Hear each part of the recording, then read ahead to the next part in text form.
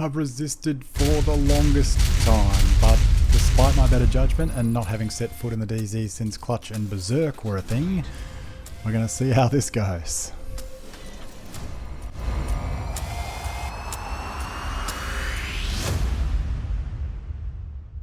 I'm not a complete noob when it comes to the Dark Zone.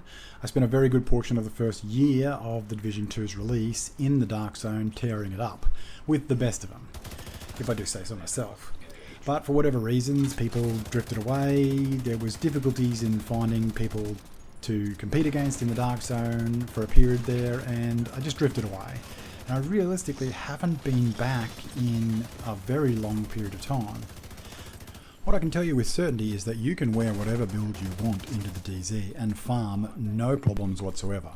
All of the enemies are set at challenging level. Regardless of what the landmark says, challenging level is what they are going to be. Which means that they're carrying about 60% of the health points that they have in Heroic Open World. So if you're searching for the Ravenous or the Eagle Bearer, you definitely get yourself in there. If it gets stolen once, who cares? Just get in there another day. There's not enough rogues in the world to steal everything that you farm. Get in there and just get after it. Now, I knew if I was going to provide any advice beyond just get in there and give it a go, that I was going to have to get back into the swing of things full time. That's why I put it off for so long, because I know how complicated this can get, and I was never just going to rush headlong into it and show you a montage of very precisely chosen video clips in order to show you how good I was. What I wanted to do is show you the journey. And I want to share with you everything that I learned leading up to what must be, I think, my 4th conflict match ever. And certainly the first time I've stepped into the PvP environment in probably 4 years. Now, I knew that a lot will have changed in 4 years, and I knew that it wasn't going to be the most skillful or the most tactical when it came to entering into the PvP world again. But I knew that I could arm myself with some basic knowledge that would at least make me competitive. So I started with a simple breakdown. So I stripped everything back and just imagined that it was me versus me. And the important thing about PvP is understanding that it's a two-way street. Both of you get a say in the outcome. So this was a face-off. And I imagined the same build starting point for both players.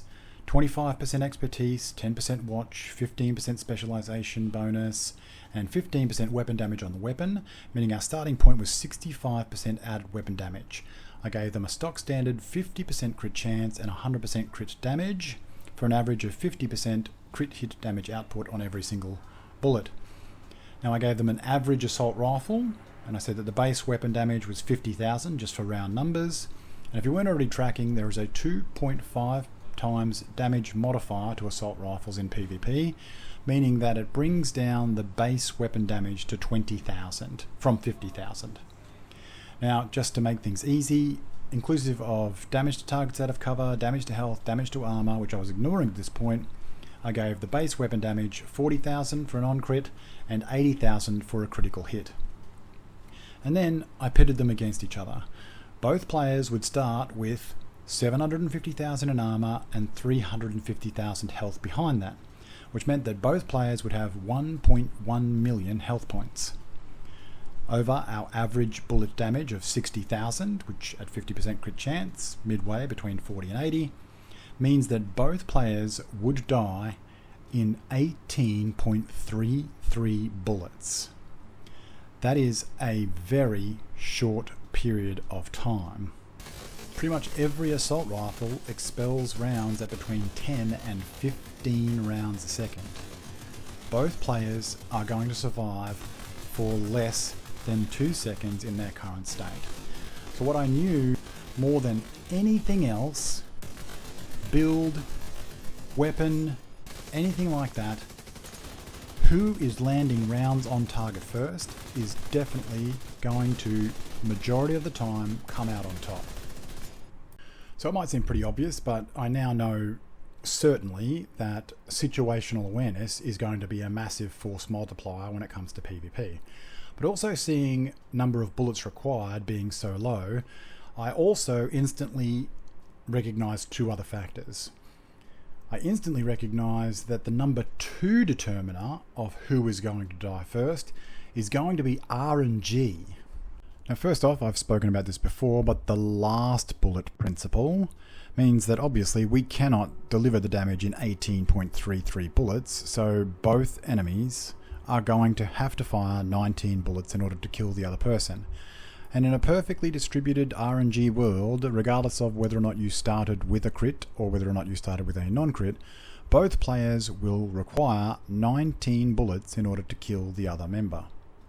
Now it is possible for one player to get nothing but crits. If they do that, they actually manage to kill the enemy in 14 bullets.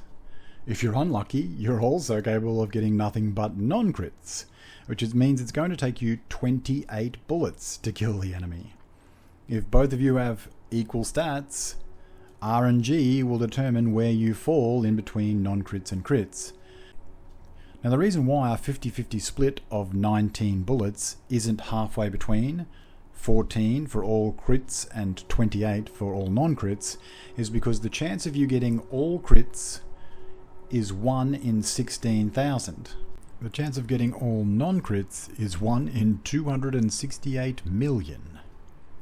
You will fall with some degree of certainty somewhere around 19 bullets. So number 1 for determining winner is surprise, number 2 is RNG, and even more than build or weapon, number 3 is player skill. If you can hit one more shot than your enemy, you will kill them faster. If you can make them miss one more shot, you will kill them faster. Or if you could potentially hit more headshots than your enemy without missing, you will also kill your enemy faster. Surprise, RNG, and then player skill, and all of these things are going to have a greater impact than build.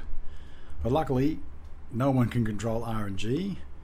Situational awareness and skill, it's just going to take some practice. Let's get back to the build. Now, if you watched any of my videos, I don't like to go with what people consider to be common knowledge, because a lot of what is common knowledge in this game is based on faulty data or faulty assumptions. And the common knowledge in PvP is that burst DPS is king. And I could already tell, based on a lot of the work and spending a lot of time in the maths, how this was going to play out. But I went through the motions and I'll show you what I looked at. So I imagined a build change for player 1 and player 2. I said that player 1 was to add a red core and player 2 was to add a blue core, and looked at the changes. So player 1 ups his weapon damage to 80% over our base of 65. With diminished returns, that increases his bullet damage up to 65,454. He still possesses the base amount of armor and health. Our player 2 adds a blue core, which will add 185,000 to his total health points. He keeps his base weapon damage of an average 60,000 bullet damage. When you do the maths, you can see that already at just one red versus one blue, it is the blue who is going to last longer, and it is player 1 who is heading back to the checkpoint. Now we can continue down this path. 95% weapon damage, 70,900 for an average bullet damage, keeps the same health. Player 2 adds a blue, the gap widens. 4v4, 4 red versus 4 blue, gap widens again, and we get to the ultimate burst DPS expression, 6 red cores. This is literally 54% more burst DPS than player 2, and it is the widest margin of death that player 1 will experience, and he will be heading back to the checkpoint in exactly the same amount of time as he has for every other change that he's made. But obviously, starting from 0 and going up to 6 isn't realistic. We have to start at 6 and head backwards and see where is the balance between survivability and damage when it comes to PvP. So we go back 1.285 million is now what the health points is, and 87,270 average bullet damage. Still almost 50% more burst DPS. It's still player 1 who's heading back to the checkpoint. Obviously we're getting the picture, so let's fast track the process. Let's go to a 50-50 split. I know that this is actually quite a common occurrence in PvP. It's still player 1 who's heading back to the checkpoint. Now there's enough here for RNG to actually generate some wins for player 1. But to be honest, player 1 is actually kidding themselves.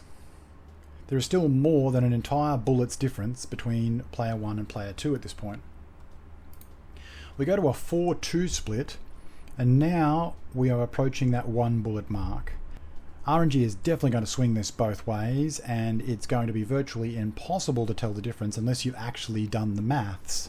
But in this case, it's still player 1 who is heading back to the checkpoint the majority of the time. It's not actually until you get to a single red core that we actually find the tipping point. A 1 red core, 5 blue core build will produce exactly the same results as a 6 blue core build in a 1v1. Both have exactly the same TTK, and I know that this is my starting point for building. I know that any addition to damage is only going to affect both builds equally, or it's going to advantage the 6 blue build more. If I add amplified damage, 100% striker stacks, nothing changes with the result. The only thing is that the TTK is reduced. If one receives a benefit, it's either going to be equal, or it is going to be the 6 blue build that's going to receive more benefit from any build changes from here. Now, people will swear by 2 or even 3 red core builds, but don't kid yourself. You are completely reliant on either a medkit or surprise or even RNG to take that win. You do you, but that's certainly not how I roll. And this is the thing about RNG as well. Even if one of these players had 100% striker stacks, the same amount of armor but twice the amount of DPS, and the other player had 0, it's still possible for the player with 0% stacks to actually come out with the win. The player with 100% stacks is at max damage, whereas the player with 0% striker stacks is not. And so every bullet that they land, they are gaining 1% amplified damage, meaning that at the end of 13 bullets, they have generated enough damage to actually kill the other player, robbing the 100% striker stack start player of their victory. Now, this isn't going to happen very often. As a matter of fact, 1 in every 67 million encounters. But if RNG has the chance to rob a 100% striker stack versus a 0 striker stack, you can imagine how much impact it has when builds are relatively equal. So we realise the importance of blues in our build, and now the base health of a player is about 2.2 million health points when you total up all of the armour and the health. And with the importance of blues established, you can now understand why talents that improve armor are more viable and more effective when it comes to PvP. So Unbreakable, which provides you with the equivalent of 5 extra blue cores, clearly an incredibly important talent. Adrenaline Rush only supplies you in PvP with 10% armor, so the equivalent of about 1 blue core, but the fact that you can proc multiple times with a cooldown of only 5 seconds adds to its significance. And why the Firewall Armor Kit is one of, if not the most powerful tools possible in PvP. The kit will return 20% of your armor every second for 10 seconds. Effective use of this armor kit will most definitely determine fights. So I'm only a short way into the research and I've already established quite a lot. I now know why armor talents are so important, and in a balance of survivability and damage, it's survivability that currently holds the key to success. And I know that all things being equal, in a 1v1, anything more than 1 red results in a suboptimal performance. So now I start to take a look at weapons, because I know that 2 to 2.2 million health points is going to be the optimal build that I'm going to face. So in either one of these build setups, the result is 34 bullets to kill. So as a cursory look at the weapons, I just give one weapon a control weapon status. For this, I did the Snelmos, and I've just said, okay, if the Snelmos kills in 34 bullets, how does it compare to the other weapons? What are the pros and cons? So the Snelmos, if it's killing in 34 bullets, will deliver those rounds in 2.4 seconds. Now it has the advantage that it also has shock bullets. What I'm also going to do is on the right hand side, I'm going to give you the 1 mag accuracy required, in that in order for 34 bullets to land within one magazine, for the Snellmos you need to achieve 49% accuracy. If you fail to achieve that, it will result in a reload being required, and in the case of the Snellmos, 1.83 seconds is what that will cost you. Now, if you're a long-term subscriber, you might recognize what I'm doing here. I am doing a feasibility check on the burst bubble of the weapon. Duration of burst damage is considerably more important than what the actual burst damage of the weapon is, and you'll see that as we go through. We then have the shield splinterer. 33 bullets. If we're using open world damage numbers, the percentage difference results in 33 bullets being required. That means 2.27 seconds for the shield splinter, remembering that it fires its bullets at 900 rounds per minute. There's two different times here because there's two different options that you can take with the shield splinterer.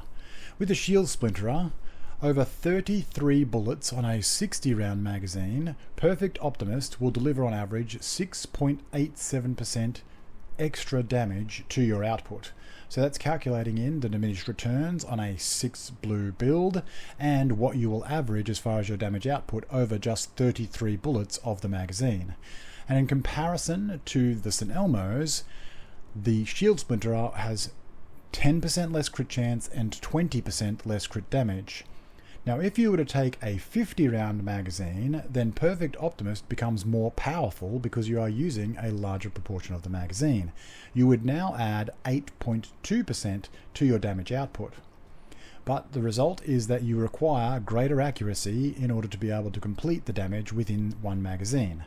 And you would get a slightly shorter reload time on the 50 round shield splinterer because you're no longer penalized by the negative 10% on the extended magazine. Now, with Perfect Optimist, Optimist, being a weapon damage talent, on a 6 blue build carries more weight than what it would at a 6 red build. A lot more, because of diminished returns. So all weapon damage talents are best on a 6 blue build. So not only Optimist, but InSync, and also Vicious Cycle, for instance, which also gives you weapon damage. Now, killing slightly slower than the shield splinterer is the capacitor, but it only requires 27 bullets in order to do the damage required, and it delivers those bullets in 2.31 seconds. The capacitor carries an extra 6.74% damage because it possesses the damage to armor attribute. And when we're talking about a 6 blue build PvP, you are talking considerably more damage to armor than damage to health. It comes with 10% less crit chance than the Snellmos, but it has 10% more crit damage. But it does only possess 41 rounds in its magazine, which means that it requires 66% accuracy, or it will be at the cost of 1.74 seconds. The Eagle Bearer. 29 bullets is what it requires at 2.25 seconds. The Eagle Bearer has 10% less crit chance than the Snellmos and 5% less crit hit damage, but it also possesses tenacity. The talent tenacity. You only require 50% accuracy in order to kill an enemy inside of one magazine, and the Eagle Bearer has one of the fastest from empty reloads of any assault rifle, 1.69 seconds. And then we have the infamous Ouroboros. It will take 38 bullets if we're comparing open world damage, delivered in just 1.54 seconds. But it comes with some downsides. It will have 3.36% less damage because it has neither damage to armor or damage to health. It does possess 11% more crit chance than the Snellmos, but that comes at a deficit on crit hit damage. It also has negative 20 meters for optimal range than what the Snellmos does. Your character runs at 5 meters per second. In order for you to cover 20 meters, You can see the times to deliver the damage here displayed very, very clearly. Every one of these weapons can kill you quicker than it takes you to travel 20 meters. So combined with its worse accuracy, using the Ouroboros outside of 10 meters really makes no sense whatsoever. Inside 10 meters, the weapon is a beast. The worse accuracy is important, because in order to complete 38 bullets out of the 50 round magazine, you need to achieve 76% accuracy, or it comes at the cost of 1.44 seconds. Now the thing is, our player base with 6 blue cores has 2.2 million health points, but most players are also going to possess a couple of talents that will increase the amount of armor that they possess, meaning that the 34 bullets to kill on our original control scenario now jumps to 56 bullets to kill for the Senelmos. The order of TTK now shuffles a bit. Our 50 round shield splinterer now takes 5.76 seconds in order to deliver those 55 bullets, because it only has a 50 round mag. Because it's used all of the magazine, it will come with 13.33% additional weapon damage. It still comes with 10% less crit chance and 20% less crit damage than the Senelmos.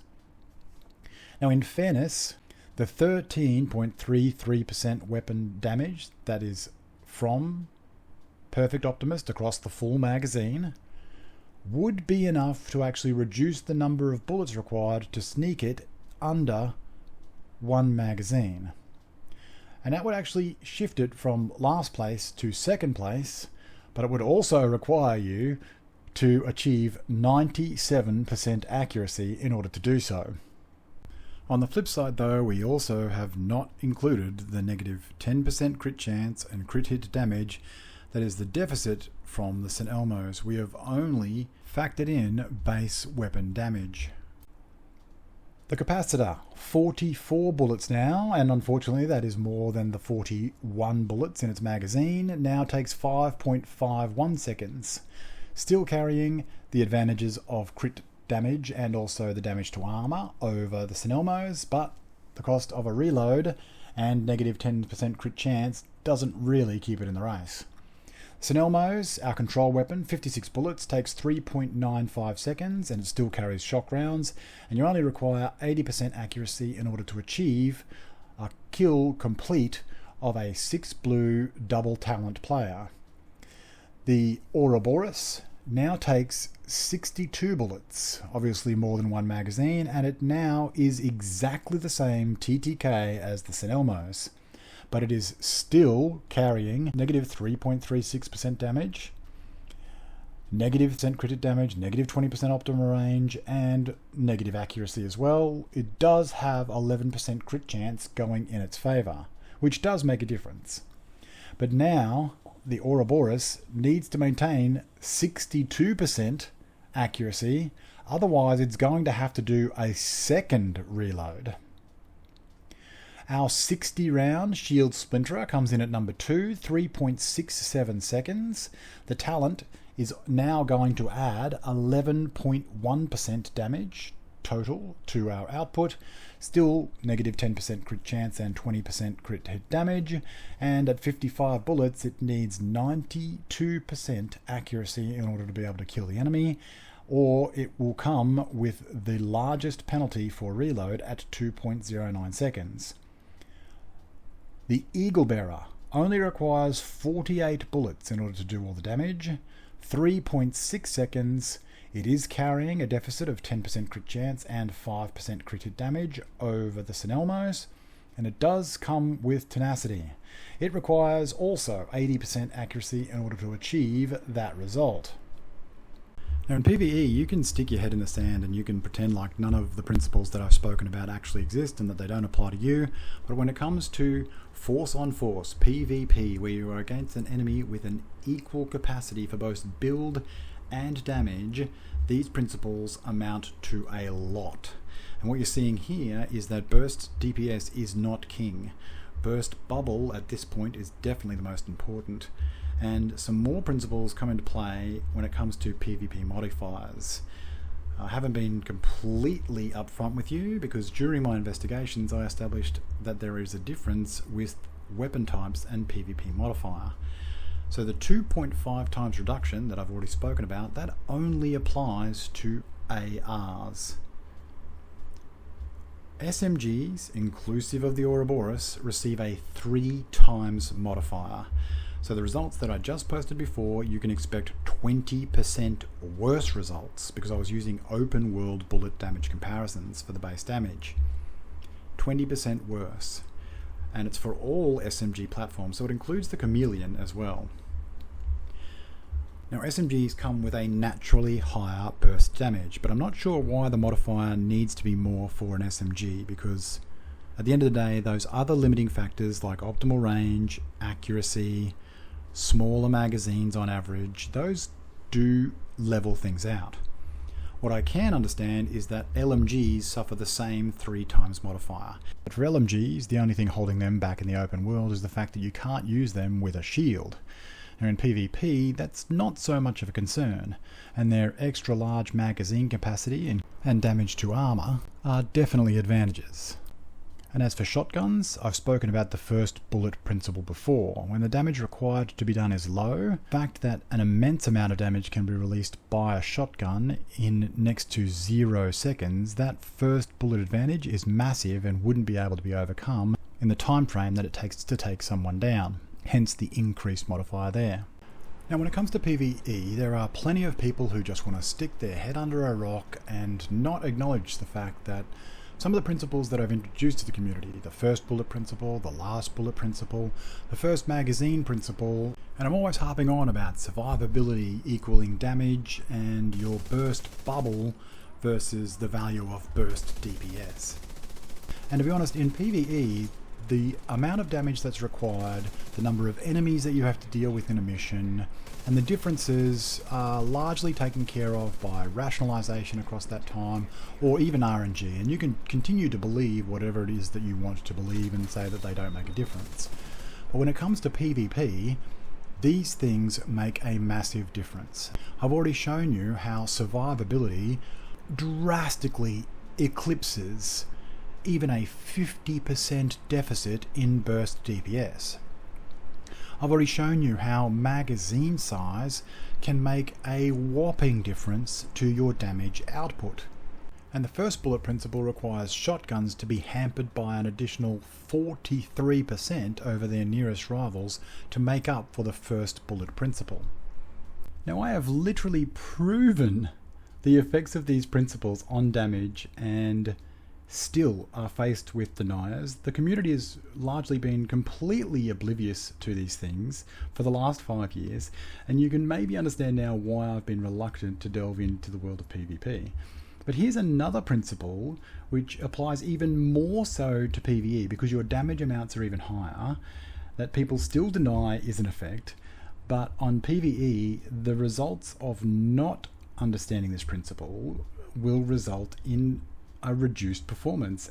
It's the last bullet principle, in that every weapon will lose some of the damage from its last bullet by overkilling the enemy. Now, you will not achieve a TTK reduction until your overdamage reaches the next level, being 1 more bullet's delivery. Damage is not linear. It is delivered in packets, which are bullets. And you can see here the damage increase required in order to go from 10 to 9, 9 to 8, all the way down to 3 bullets. The largest increase that you will receive by adding a red core to your build, just remember, from diminished returns from your watch, your expertise, your specialization weapon damage, the weapon damage that's integral to the weapon itself, the maximum amount of damage output that you will achieve from 1 red core, and this is on a 6 blue build, is going to be around about 9% increase to your damage output. That is not enough to go from 10 to 9 bullets. Now let me show you how this plays out in PvP, and again why I hate the PvP maths so much. If we compare the results for the St. Elmo's and the Eagle Bearer, The time difference here is roughly 10%, so about the equivalent of 10% damage. But the Eagle Bearer has 10% less crit chance and 5% less crit damage. If I give you this example, we have two players facing off. Both require just 10 bullets to kill each other. The one on the left, player 1, has 10% more damage added to their build. The player on the left has 10% more crit chance added. Both players have 100% crit hit damage on their builds. The 10% increase on crit chance times 100% crit hit damage on paper is exactly the same as a 10% damage increase. Both builds and the damage increase that they've received on paper will amount to one more bullet's worth of damage every 10 bullets. And that is true up until there is 10 bullets left to kill. The difference being is that the 10% crit chance increase is infinitely better than the 10% damage. I'll explain why. The 10% damage increase applies to every single bullet, giving it 10% more damage. After 9 bullets, the amount of damage now totals 90% of one bullet.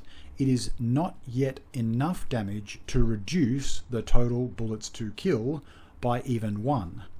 The 10% damage increase has effectively amounted to 0 decrease in TTK. The 10% crit chance increase has increased the number of crits by 1. That 1 extra crit can occur at any point between 1 and 10 bullets, adding a full 1 bullet's damage value, meaning in a perfectly balanced RNG world, in spite of the on-paper equal addition to their damage output, 9 times out of 10, player 1 is heading back to the checkpoint. I could just as easily be talking about weapon damage versus rate of fire here, which is why I hate the PvP maths so much, because there's no easy or simple solutions that I can give you, and these are highly oversimplified examples that I've given you. In the crit chance example, if it had been 99% crit hit damage, it would have been a completely different result. The only basic principles that I can give you is that sometimes when you add weapon damage, you will actually achieve 0 difference to your build whatsoever.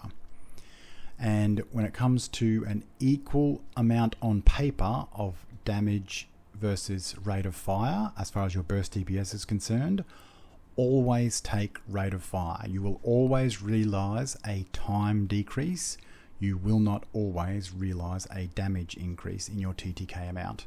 As for crit chance, it's far too complicated to even get into, but you've got some basic principles, just know and be aware, and we'll move on to some easier stuff. Fortunately, there are much easier differences to understand between PvE and PvE, and some of them are as blatant as just the talent differences between the two game modes. For instance, the St. Elmo's will have half as much shock rounds for PvP. And I recently got this comment from Ghost Pimp, and when I saw it, 2 things went through my mind. The first one was, is he a pimp who is a ghost, or does he pimp out ghosts?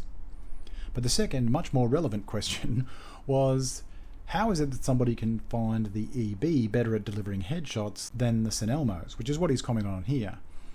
And after some investigation, I found out why. And in the open world, the Eagle's Strike will grant you up to 30% accuracy whilst continuously firing. In PvP, this actually gets a massive buff. 100% accuracy for continuously firing. You will have a noticeable difference in the handling of the Eagle Bearer in PvP versus PvE. Now, you don't just receive all buff, you do receive a nerf in PvP, and the talent tenacity in PvE would normally last for 15 seconds. In PvP, it only lasts for 10 seconds.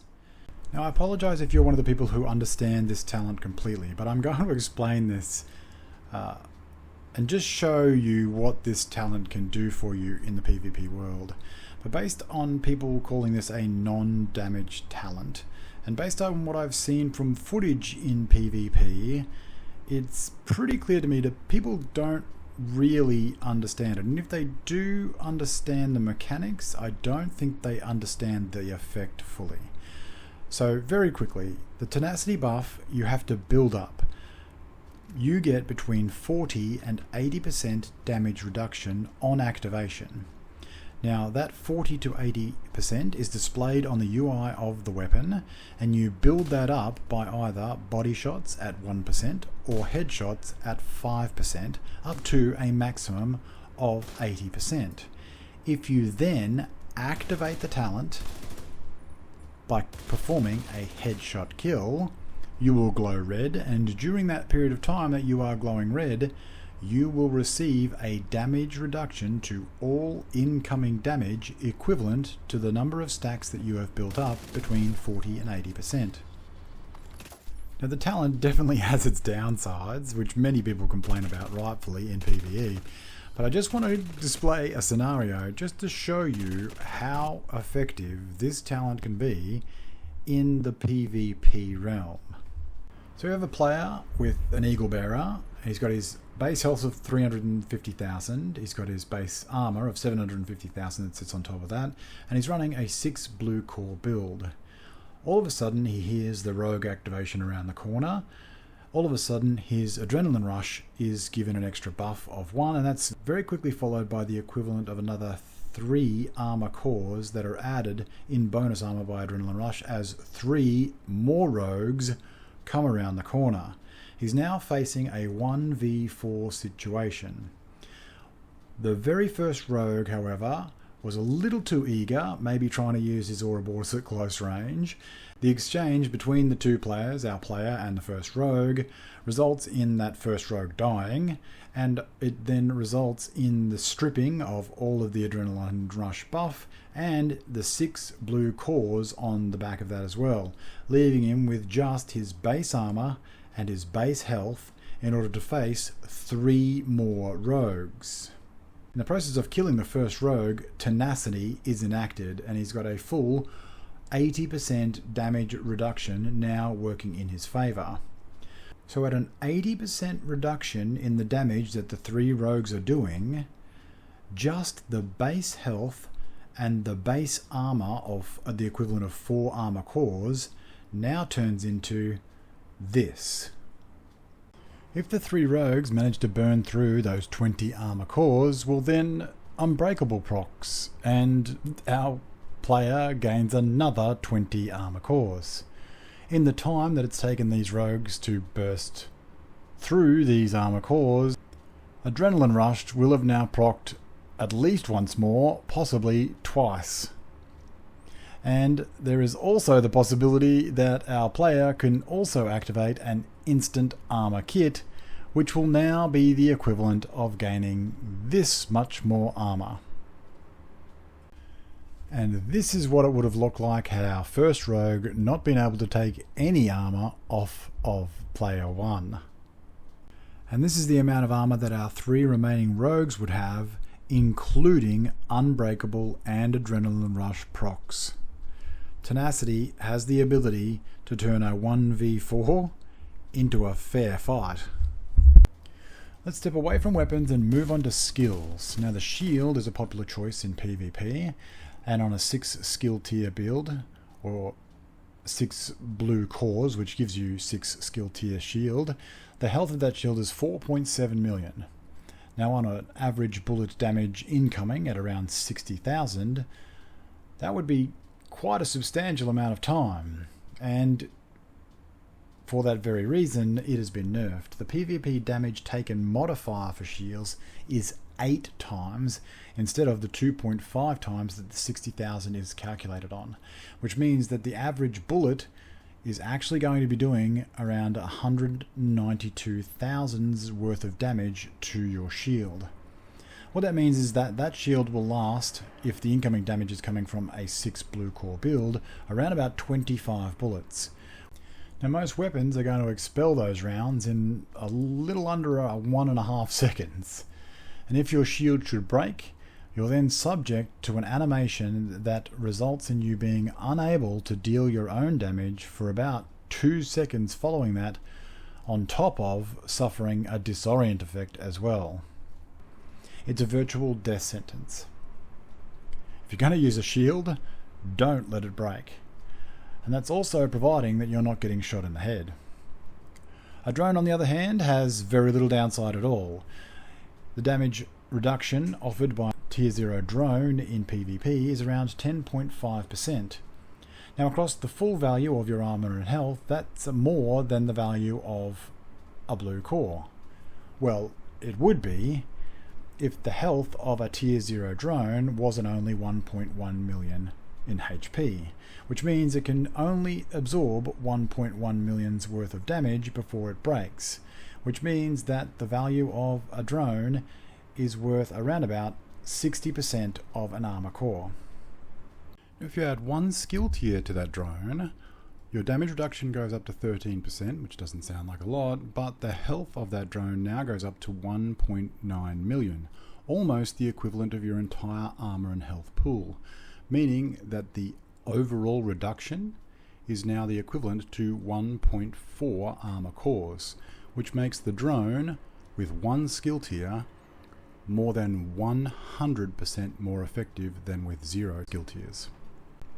You then have other options like the EMP sticky. Now, I personally don't think this should stagger somebody, but it does. So on top of applying a disrupt, the stagger animation allows you 2 seconds of unmitigated damage, which is generally enough time to strip about half the armor of a 6 blue core build. You also have those skills that can both create surprise and also help you to avoid being surprised. There are plenty of other options out there that are completely viable. Now, I've only spoken about 2 build talents, and I'm definitely not saying that they are the best choices. They are decent choices for sure, and the balance between survivability and damage are going to be key to your success, but there is plenty of room for variation and plenty of room for diversity to make different builds successful in different game modes. You still have plenty of choices to make.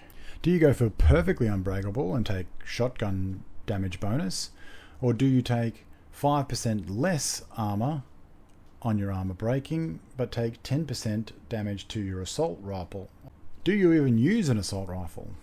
On the backpack, is it better to take the Matador with perfect adrenaline rush, get yourself an extra 12% bonus armor every 5 seconds and add 5% weapon damage? Or is it potentially better to take 10% crit chance and only take 10% bonus armor? Or is clutch better than the bonus armor? Or is it better to use your backpack to try and up your damage and try and grab a sweet 20, 18, or even 25% total weapon damage? There are plenty of alternatives and plenty of viable solutions for you to try. Gear sets are very viable. True Patriot, for instance, offers you a 16% swing, 8% damage reduction, and 8% amplified damage on the way out. On top of that, you also have the armor regenerative properties of the white flag as well. And the additional mag size from True Patriot makes a weapon like the Ouroboros much more viable. There's the damage offered by strikers, but it requires stacking. There's the damage and bonus armor of Heartbreaker, but it requires a pulse. There's also the heals and the on-tap damage provided by Umbra. There are endless combinations that you can come up with, and endless counters to those combinations. So first and foremost, surprise is going to be the largest determiner of results. RNG is going to be number 2. Player skill is going to be number 3, and then builds and weapons are number 4. The only way that you are going to get any better at 1 or 3 is going to be getting yourself into the DZ and just testing the waters. Now, I'm a PvEer with 4 characters, chock-a-block full of items and PvE loadouts. And I think I played 2, maybe 3 conflict matches when it first appeared on the scene, but that's it. Now for that reason I did not have all the pieces that I wanted for the build that I wanted to make, but armed with the knowledge that I'd gained whilst putting this video together, I knew that I could put together a competitive build, and I slapped it together and just jumped in there. Now every player in this match, bar one on my team, had more experience than me in conflict, and I'm going to show you every single engagement that I have and the results at the end. This is a highly charged subject, and I'm sure that I'm going to get hate in regards to some of the things that I've said today, but this is my journey. If you enjoyed it, then by all means let me know in the comments and that you want to see more. Now for the newer players, or the people that haven't stepped into the DZ for ages, I hope I've given you enough information that you can now confidently step in there, at least knowing that you've plugged those major leaks and that you at least stand a decent chance. And for the OG DZers out there, hopefully this does enough to inspire some fresh meat into the DZ. And remember, if you lose, you can always blame RNG. If you like it, and if you want to see more, subscribe, but I'll see you in the next one. Fog out.